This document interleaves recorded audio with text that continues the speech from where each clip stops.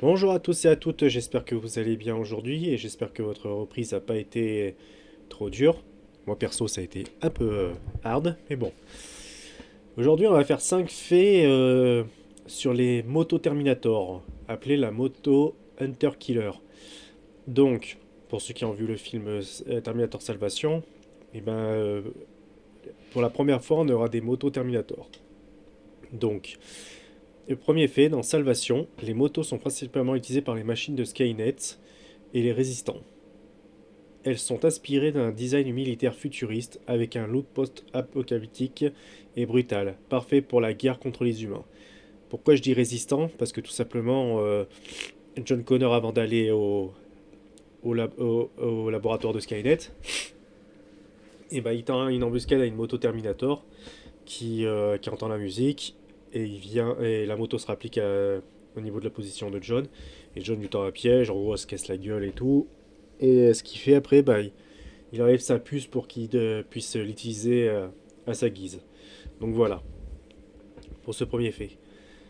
On va passer au deuxième fait. Elle a un design tout terrain. Donc les motos sont conçues pour traverser des terrains dévastés avec de grosses roues, des suspensions renforcées et une structure blindée. Et elles ressemblent plus à des véhicules militaires qu'à de simples motos de route. Donc c'est vrai, elles font très moto futuriste.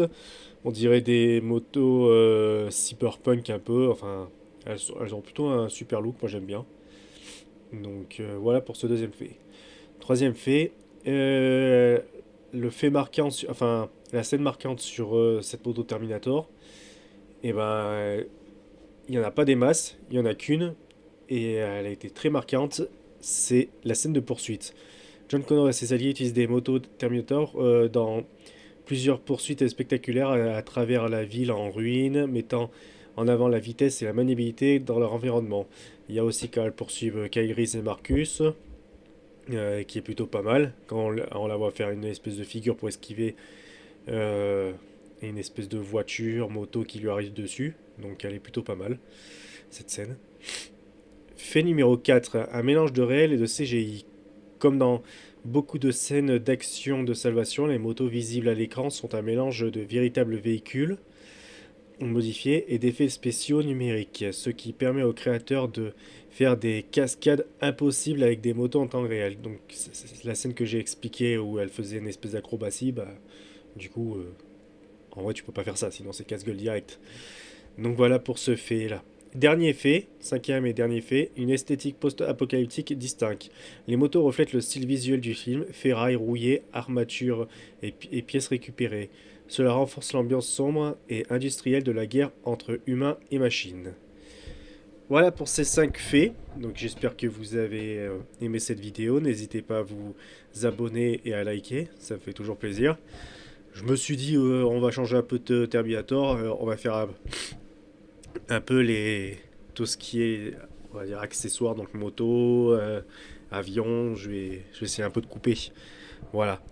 Bon, c'est vrai que il y a beaucoup qui doivent pas trop connaître parce que enfin les pseudo-fans entre guillemets quoi, enfin qui sont plus euh, connaisseurs du T800 entre guillemets, du T1000. Donc c'est vrai que ça c'est toutes des versions qu'on ne connaît, enfin que beaucoup ne connaissent pas. Donc c'est pour ça que j'ai fait cette vidéo. Voilà. Ben, merci beaucoup et passez une bonne fin de journée et à bientôt.